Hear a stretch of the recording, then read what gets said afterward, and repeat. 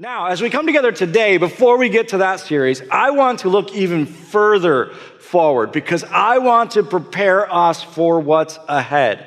In the next few weeks, we'll be walking through the roller coasters conversation. After that, we're going to have a conversation called Unstuck, and we're going to talk about finding God's will in our life and how if we're moving against God's will, it can feel like we're stuck. But when we get in alignment with God's will, it's amazing how things move forward, how it changes, how we look at our current circumstances. Some of you feel really stuck in life, stuck in a relationship, stuck not in a relationship, stuck in terms of your career, all these different areas in life where we can think, man, God forgot about me, but has God actually forgotten about me? Maybe we just need to adjust how we think about God's will and what it is that God's doing. So we're going to walk through that conversation. And then in the fall, and this is going to be our major focus as we walk through the next few months. In the fall, we're going to walk into a conversation that I think is the most significant conversation for us to have right now as a family and as a community, because we're going to talk about, and the name of the series is going to be called Leaving Loneliness.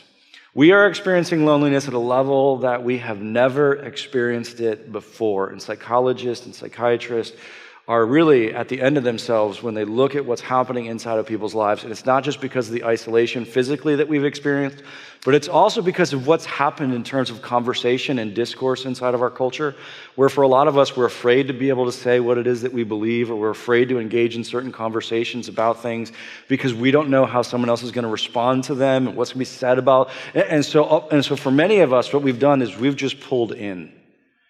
And no one really knows us, and we don't really feel like we can have a meaningful conversation with anyone around us. We don't feel like we can really be ourselves for most of us. We're living with this phenomenal facade that we've created, and we don't really even know what to do about it. But I don't know if you know this or not, God actually equates the very idea of death with loneliness. And when God talks about what it means to be spiritually dead, he's talking about loneliness. He's talking about being disconnected. The whole mission behind Jesus giving his life was to be able to eliminate loneliness in our lives. And as God steps into your life, he says, no, I want for you to know me and for you to be known by me. I want for you to connect with me. I want for you to connect with one another. It's incredibly, incredibly important. It's at the heart of his mission. And so as we go into the fall, we're going to be going all in on this conversation, leaving loneliness. And I want to encourage you, next week, we're going to be challenging you to think about who you can invite to be a part of that, conversation with us. We want to be able to bring together our entire community to be able to talk through the hope of Jesus and how it impacts that loneliness in our lives. And the amazing thing is, I don't know if you guys have thought about this or not, but the amazing thing is that as we move into this next year, we have a whole new community to impact with the message and love of Jesus. A whole new community. Because as we've moved through this last year and a half, there's been a lot of transition inside of our community, of individuals who've moved outside of our community, individuals who are moving into our community. And so we are surrounded by so many new neighbors and coworkers, and our community in a lot of ways has changed, which presents us, as we move into the fall, with an incredible opportunity to be able to share the message of Jesus with people we've never been able to share it with before. As a matter of fact, some of you are here right now in this space, or maybe watching online. You actually moved to this community over the last several months, and you're just beginning to explore what that looks like and beginning to build those connections and beginning to build your community here. And we want to be able to do that as we move into the fall really powerfully, and even as we move through this summer. We want to be able to live out the mission that God's given us inside of this new community. I don't know if that excites you, but that really excites me because I love being able to share the message of Jesus with new people and with people who haven't heard it before. Now, in order to prepare for that,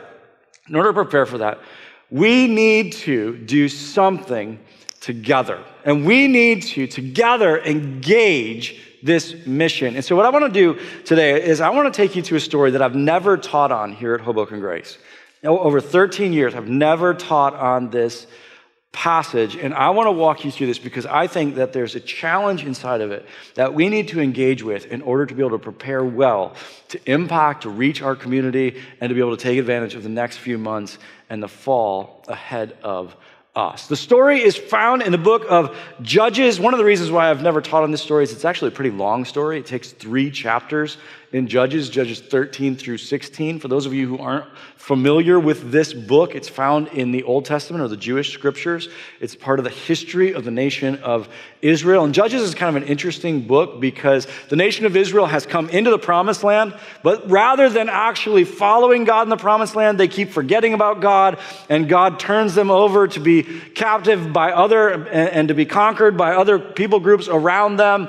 And then they turn back to God, and God rescues them, and they forget God, and there's just back and forth. The book of Judges is like this. And it's not just chapter by chapter. Sometimes multiple times within a chapter, they forget, and then they're rescued. They forget, and they're rescued. They forget, and they're rescued. Well, inside of that, one of these judges, one of these individuals who God raises up to rescue the nation of Israel is a guy named Samson. Some of you have heard his story. You're familiar with his story. I actually find that a lot of us are familiar with his story because for some reason, and I don't know why, the story of Samson makes it into a lot of children's Bibles and is told in a lot of Sunday school stories. If you read the story of Samson, that's confusing because it's a terrible story. Like, I don't know why we want our kids to be familiar with this story. You'll understand why, for those of you who don't know it, as we continue to walk through it. But for some reason, we do. The other day, my 7-year-old, honest story, my 7-year-old comes up to me, and he's reading through his illustrated children's Bible, and he's on the story of Samson. He says to me, "Dad, this is my favorite story." And I thought, that's not good. I don't understand how that could possibly be good, because it's a terrible story. Let me share it with you. So it starts off Judges chapter 13, and the story starts with an incredible promise. It says this: a certain man of Zorah named Manoah from the clan of the Danites had a wife who was sterile and remained childless. The angel of the Lord appeared to her and said, "You are sterile and childless, but you are going to conceive and have a son. Now see to it that you do not drink any wine or other fermented drink, and that you do not eat anything unclean, because you will conceive and give birth to a son. No razor may be used on his head, because the boy is to be a Nazirite." So for those of you who don't know, Nazarenes or Nazirites are individuals who would take a vow to devote themselves.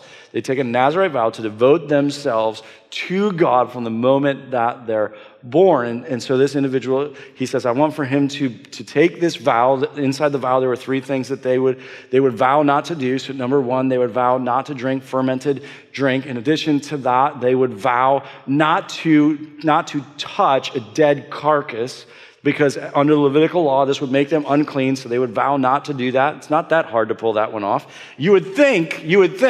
And then number 3, they would vow not to cut their hair. And this was kind of an outward, a physical symbol of the commitment that they made to God and the vow that they had made to or before God in their life. And so this angel comes to Samson's mom and says, "Listen, this is going to happen. You're going to actually have this child. He's going to grow up. I want for you to have him take this vow so that he will be set apart. He will be set apart to God from birth."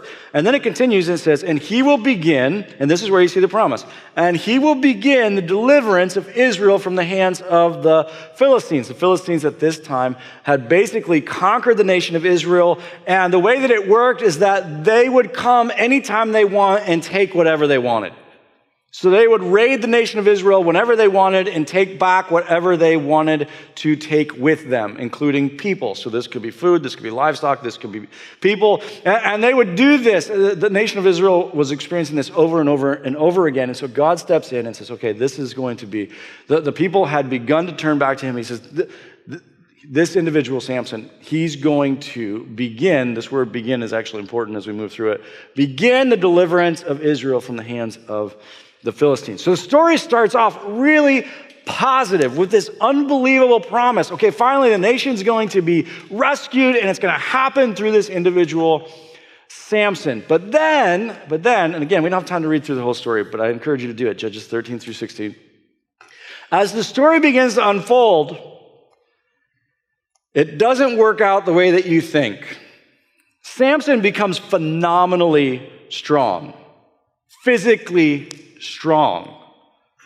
And you see all these different situations in which he's getting into these fights and these battles, and he emerges victorious over and over again. And you see his strength. At one point, he actually carries the gates of the city out of the city. He's just phenomenally physically strong, literally cannot be overcome by anyone. And the Philistines are trying to kill him. They can't kill him. But Samson is obsessed with women. As a matter of fact, almost his entire story is about women and the women that he pursued, and the fact that he's consistently pursuing the wrong women and not interacting with God, not listening to God about who it was that he should pursue. And really, even when you look at the battles that he engages in, it's not about the nation of Israel, it's usually about a woman. And he feels like he's been slighted or he's been wronged, and that leads to these battles. And so you see him overcoming the Philistines, but not because of the fact that God is leading him in these directions, but because he's responding to something that typically happened because he wanted or he didn't get a woman. And this is the way the whole story plays out for several chapters. You see this back and forth and all this drama and these different situations until you finally come to the last woman. Many of you have heard the name of the last woman because, again, this story is fairly infamous. And he finally becomes obsessed with this woman whose name is Delilah. You guys have heard of her as a radio show host, right? But he finally becomes obsessed with this woman, Delilah. Delilah is just using him because she wants to be able to become wealthy, and she figures if she can make her way in and figure out a way to be able to overpower him, then the Philistines will pay her handsomely for that. So this relationship begins. It's very transactional. He gets from her what he wants, and she tries to get from him what she wants. And so consistently she comes to him and says, okay, well, what is it that actually makes you this strong? What's the secret of your strength? He comes to her to get from her what he wants, doesn't really care that she's setting him up, which clearly she's setting him up, because every time she asks what the secret is to his strength, she then does that to him and then calls in the Philistine rulers to overtake him. He, rather than being overtook, actually conquers those leaders and emerges victorious every time. There's no hiding what she's trying to do. There's no mistaking what she's trying to do. But it seems as you read through the story that Samson begins to look at this as almost a joke. He looks at this as a game. And so he decides that, listen, not only can I take from you whatever I want to take from you, but I'm going to take from them whatever I want to take from them. And I think as you move through the story, it becomes clear that Samson believes there is no real secret to his strength and that nothing and no one will ever stop him, so he doesn't have to be afraid. Most of us read through the story and you see him interacting with this woman and you think, man, why is he being so careless? He thought he was invincible. This is very important for you to understand inside the story. He comes to the point where he feels that he's invincible. So it doesn't really matter what he tells her, and it doesn't really matter whether or not she's trying to trick him. He doesn't really care. He's getting what he wants. It's kind of a game. He likes to fight. So the fact that she keeps trying to set him up and he keeps winning is kind of a joke on her and a joke on them. And he knows not only that he enjoys this, but he also knows that he's going to win. So what does it matter? Until something happens. Let me read to you the end of the story. Then she, talking about Delilah, said to him, "How can you say I love you when you won't confide in me?" Which is this is like the ultimate of manipulation statements, right? How can you say I love you if you don't? Right? And you know, I mean, the whole thing's just been manipulation. But again, he doesn't care. He doesn't really think there's anything to it. This is the third time that you've made a fool of me and haven't told me the secret of your great strength. I actually think he enjoyed making a fool of her, which I actually do, which is why he keeps doing it. It's a power move. The whole thing is a power move by him. And just displaying, I can take from you and I can take from anyone else whatever it is that I want. And I will. This is the third time you've made a fool of me and haven't told me the secret of your great strength. With such nagging, she prodded him day after day until he was tired to death. So she just keeps asking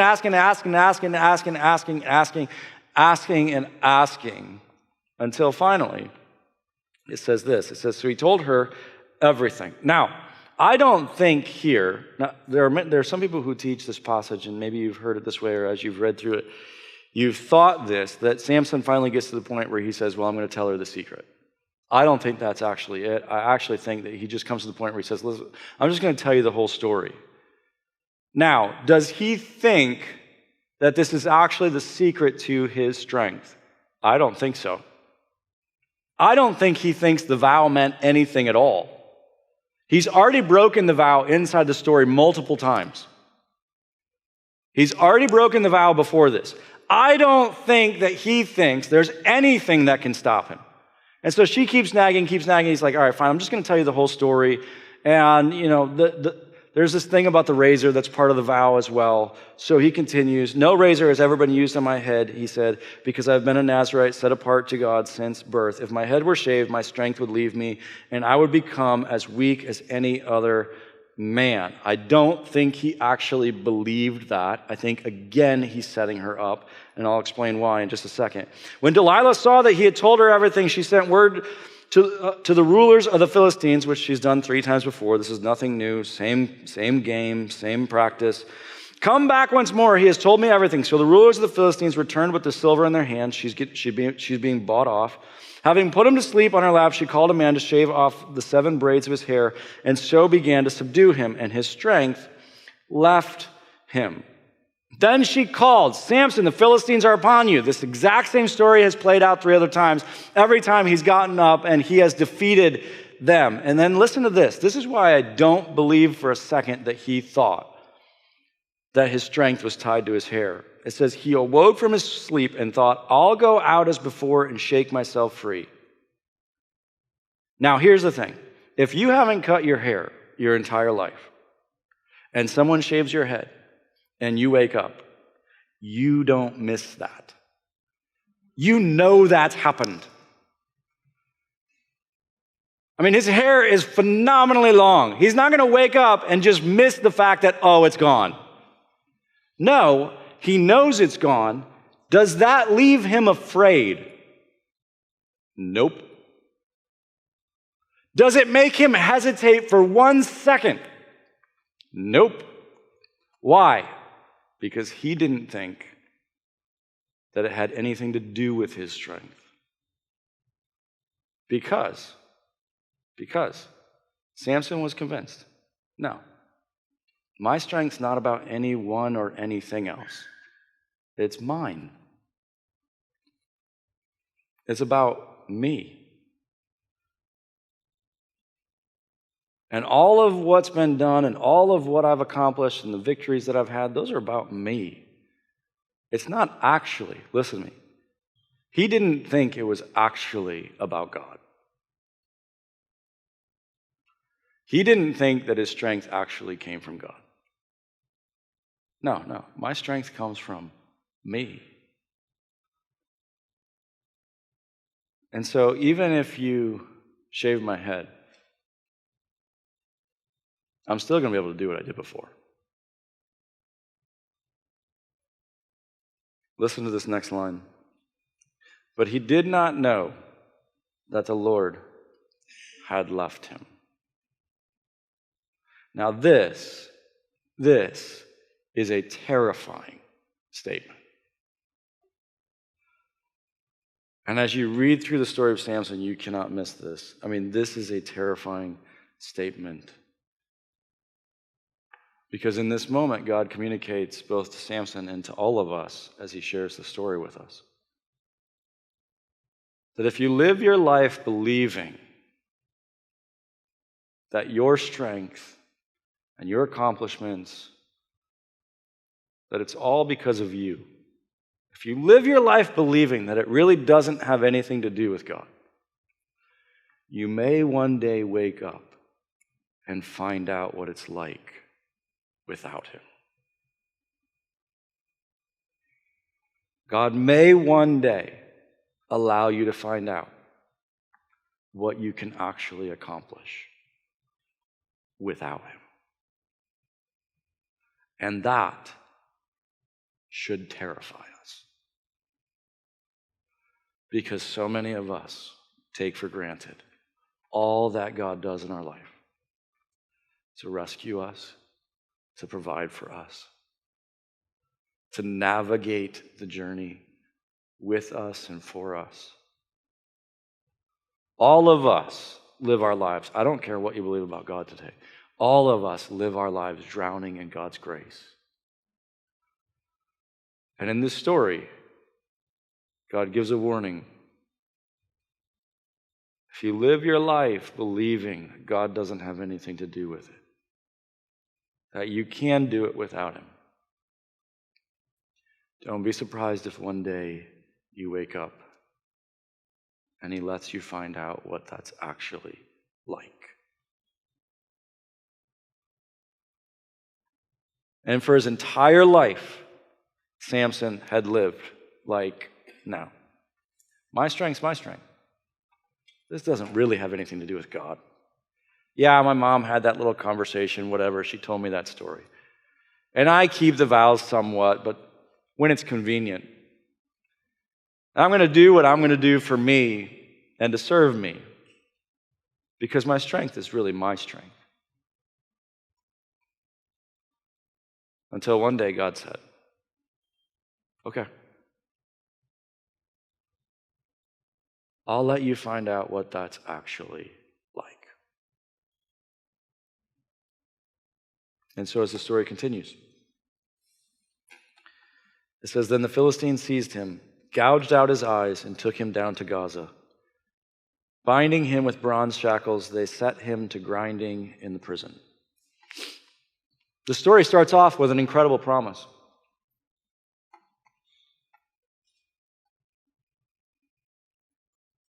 But as you come to the end of the story, you find the one who is supposed to rescue the nation, blind, grinding at a grindstone in prison. Throughout Scripture, there are stories of victory. There are stories of encouragement. And then there are stories of warning. There are tragedies. And as you look at the story of Samson, it is the ultimate of tragedies.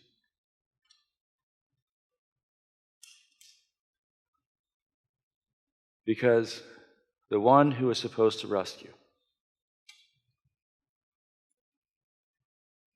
is blind at a grindstone in prison. And the interesting thing is, it's not even the end of the story. It's not even the end of the tragedy. There's a little bit left. Listen to how it continues. It says, but the hair on his head began to grow again after it had been shaved. Now the rulers of the Philistines assembled to offer a great sacrifice to Dagon, their god, the idol that they worshipped, and to celebrate, saying, our God has delivered Samson, our enemy, into our hands. When the people saw him, they praised their God, saying, our God has delivered our enemy into our hands, the one who laid waste to our land and multiplied our slain. Do you understand what's happening here? Samson, the one who is supposed to be the deliverer, the one who is supposed to actually rescue, is now being used as a symbol of the power of Dagon, a symbol of the power of the Philistine gods. He's literally being used to mock the God of Israel.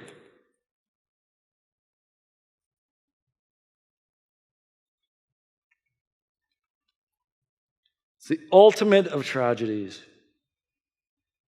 While they were in high spirits, they shouted, bring out Samson to entertain us. So they called Samson out of the prison, and he performed for them. When they stood him among the pillars, Samson said to the servant who held his hand, put me where I can feel the pillars that support the temple, so that I may lean against them. Now the temple was crowded with men and women. All the rulers of the Philistines were there, and on the roof were about 3,000 men and women watching Samson perform. Then Samson prayed to the Lord, O sovereign Lord, remember me, O God. Please strengthen me just once more, and let me with one blow get revenge on the Philistines for my 2 eyes.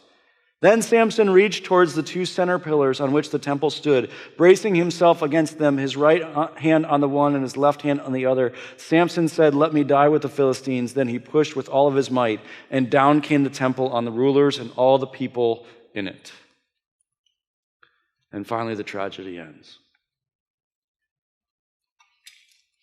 And the unique thing, the interesting thing, is that the promise that God made actually comes true. Because in this moment, all of the rulers of the Philistines come to an end with Samson. The promise actually comes true. But in the most tragic way you could possibly imagine. And the thing that gets me is that even in the end, for Samson, it wasn't about what he was actually supposed to be about. Because in the end, when he prays for God to give him the strength, why does he ask for God to give him the strength? Is it so that he can finally rescue the nation of Israel the way that he was created to, the way that God had intended him to? Was it about the nation of Israel at all? No. What does he say? Give me strength one more time so that I can get revenge.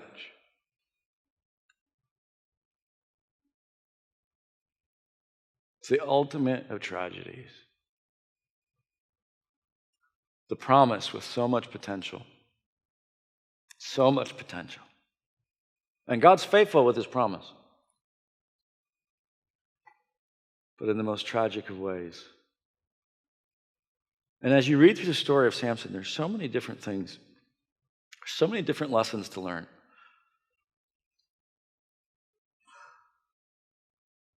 But as you come to the end of it, I think you see one of the most powerful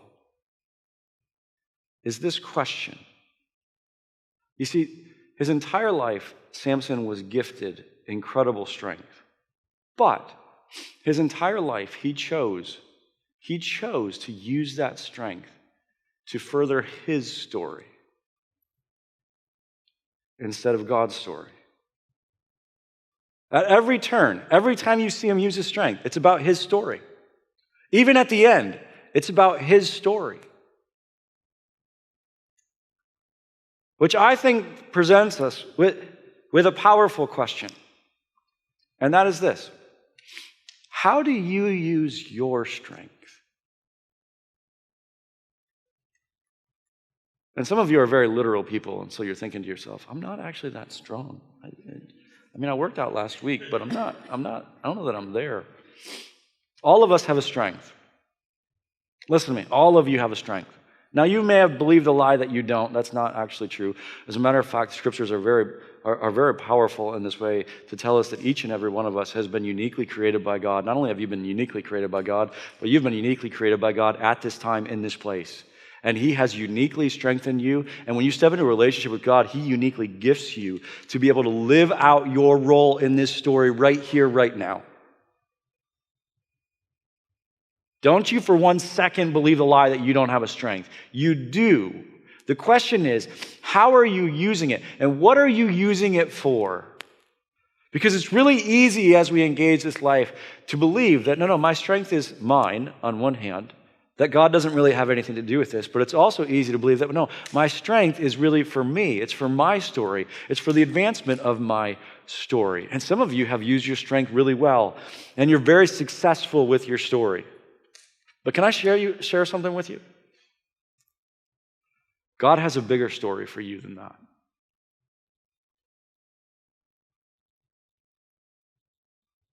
And if you only use your strength for your story, at best, you will be irrelevant. And at worst, it will be a tragedy. But God has stepped in and said, no, wait. I know, and this is what I have to tell my kids all the time as well. I know you think this story's about you. Turns out, it's not. Literally on a weekly basis, I have to tell my kids that. I know you think this family's about you. Turns out, it's not. I know you think the world revolves around you. Turns out it doesn't. And God steps into our lives and does the very same thing. He says, listen, I know you think this story is about you, but, and here's the greatest news of all, I have a bigger story that I want for you to be part of. I don't want you to just be a part of a story that lasts for 60 years or 80 years. I want you to be a part of a story that's eternal, to which there is no end. And I have intentionally brought you into that story on purpose because I have a role for you to play. Listen to me. Listen very carefully. Listen. You can't escape the story. God has brought you into it. It's why you're sitting in this room. It's why you're watching online. God has brought you into it. You cannot escape the story. The question is, what story will you tell in it? And will you live out the role? Will you live out the role that God created for you to live inside of the most significant story of all time? And one day, when this whole thing is over and the story has been told, we will look back. And you know what we won't talk about? We won't talk about our stories. We'll talk about his story. And whether or not we played the role that we were created to play in that story. And how we used our strength. Did we use it to promote his story, to tell his story? Or did we use it for our own?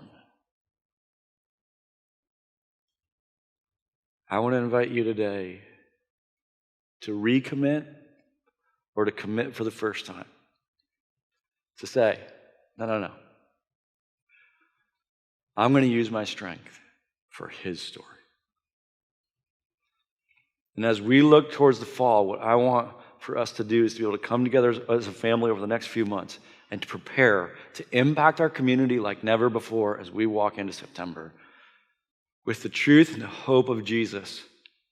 But that's only going to happen if all of us decide together. No, all of us are going to use our strength for his story. I want to leverage what God has given me as best as I can for his story. As a body, we're going to come together as we are created to fit together to leverage our strengths for his story. Which means for some of you, you need to move from just being an observer to being a participant. You need to move from being on the outside watching what God's doing to being engaged with what God's doing. And I know as we walk through this, whenever I talk to people about this, and using your strength, the significance of your story, people will begin to talk to me about what they do professionally, and they'll say, I don't.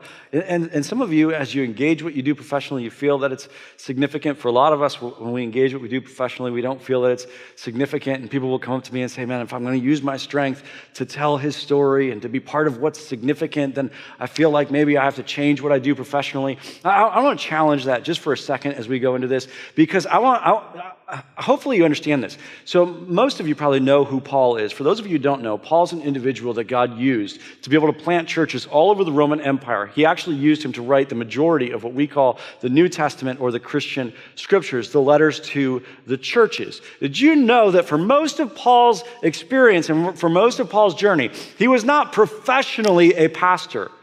He was professionally a tent maker. And he did what he did professionally to sustain what he did significantly. Listen to me. He did what he did professionally to sustain what he did significantly. And that doesn't mean that, okay, you're not doing things that are significant when you walk into your profession, and that doesn't mean that you're not walking into that profession to share the message of Jesus and to be able to live out the significant story that you can live out there. But understand that for all of us, that's part of our journey. We have to do what we do professionally to sustain what we do significantly. I remember meeting Louis Giglio. He's an individual. He started this thing called Passion.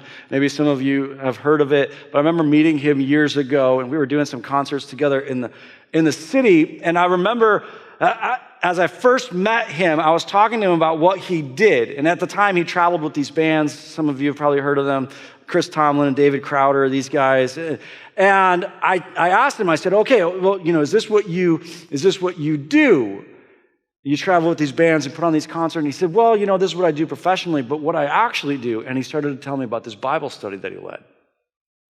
And I'll never forget it, because it captured for me so well. And it would be easy to look at what he did professionally and say, well, that's significant. But it captured me so well, that dichotomy that we live in as we look to use our strength for his story, the reality that there are things that I have to do professionally in order to be able to sustain what I do significantly. And I know some of you look at me as a pastor and you're like, well, that's not true for you. I mean, you're a pastor and you think that I pray all day and just read the Bible and that's all I have to do. But the reality is I have to interact with HR all the time. It's super annoying. This past week, I spent hours upon hours talking to brokers and talking about properties as we're looking to be able to continue to move forward as our church family. And sometimes that can be really frustrating because I'm like, I don't know if it doesn't feel significant what I'm doing here. But I understand there are things that I have to do professionally that allow me to be able to sustain what I do significantly. All of us have to do that.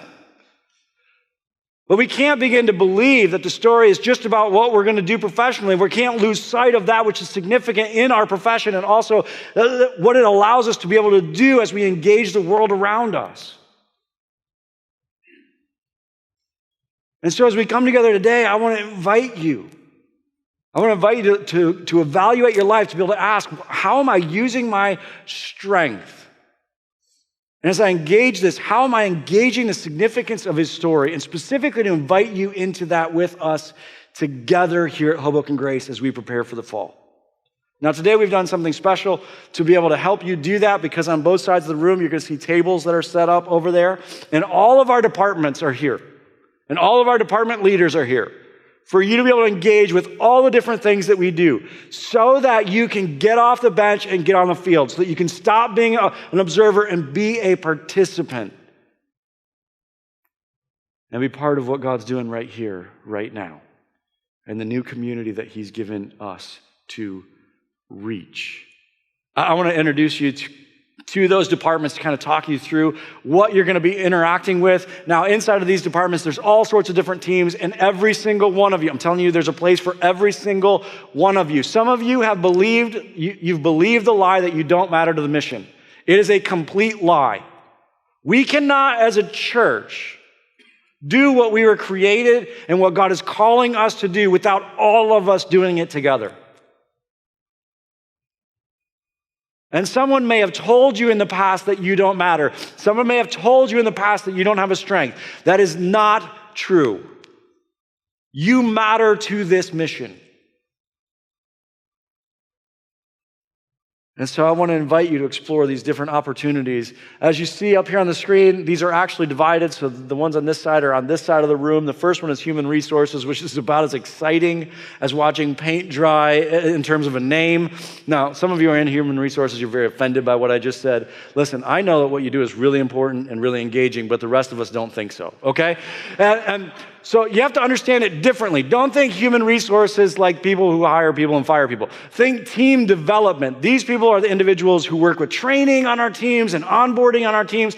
The human resources is actually the department that puts together this entire Team Link experience, right? So think that way. If you love helping people take next steps and getting involved, it's going to be a great place for you. Analytics and web, this should actually be named analytics or web, because some of you are like, no, I do analytics, but I don't know anything about a website. It's actually two different teams, but they come together inside of one department. And so if you love that, if you're gifted in that, check that out. Neighborhood, this is our community impact. You see us doing bridge events and all the different things that we do throughout our city.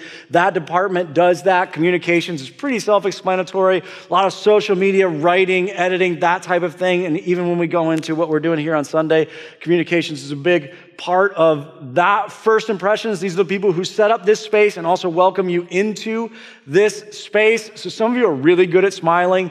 I'm not. I'll just tell you that. That's not my strength. But some of you are, and that's a great place for you to get started and just help people feel at home when they walk in. Service programming is the band and tech and all that goes into that inside of our spaces. Equip are those who, that's our growth department. So a lot of the classes that we run, baptism, all those pieces. is run through the Equip department. And then Grace Kids are those who are investing in that next generation and loving the little ones who are part of our family, that crucial third voice in the lives of our kids. And so they're going to be on this side. These teams are going to be on this side. And what's going to happen is that in just a little bit, I'm going to pray for us. Those of you who are online, our hosts actually have something special prepared for you that they're going to walk you through. And then here in this space, we're going to bring the lights up and just give you a chance to go and explore and to be able to meet those teams. Now, some of you are already on a team, and today's just a huge celebration of you and the fact that you're part of this, that you're using your strength in this way. And then for others of you, this is going to be the chance for you to step into that. Now, I know what some of you are thinking. Some of you are thinking, oh my goodness, I can't sign up for a team right now. I'm going to be traveling so much this summer. I know. That's why we decided to talk about it now. I understand you're going to be traveling a lot this summer. And so what we want to have is a significant amount of time to be able to walk through training and get you onboarded before we get to the fall. This is not about how you're going to be a consistent team member in the next 2 weeks. This gives us enough time to be able to make sure that our teams are ready for what? Are ready for the fall so that we can impact our community like never before. We have been presented with a whole new neighborhood, a whole new community of people who don't know Jesus. It's our responsibility to make sure that they know, to share that hope and that truth. It's going to take all of us deciding, no, my strength doesn't come from me. And it's not just going to be used for me. I'm going to use it for his story. Will you pray with me? Father, I thank you for the incredible opportunity that lies before us. Thank you for all of those that you've brought together in this space, all the different strengths that are represented in this room. Father, I pray that you would forgive us for the times, for all of the times, so often, when we buy into the lie that you don't have anything to do with our strength, that we believe it comes from us. It's for all the times when we, rather than using it for your story, we use it to advance our own story. Father, I pray for those who will join a team today for the first time. I pray that they would experience you in service like never before. And I pray that they would experience the joy of living for a story that's bigger than them.